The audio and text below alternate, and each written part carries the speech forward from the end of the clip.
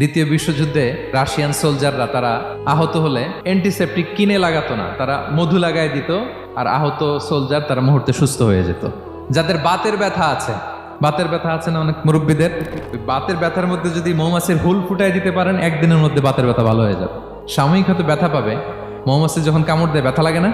এবং এই মধুর ভেতরে আল্লাহ তাআলা ন্যাচারাল অ্যান্টিসেপটিক রেখেছেন, এটার নাম প্রপোলিস।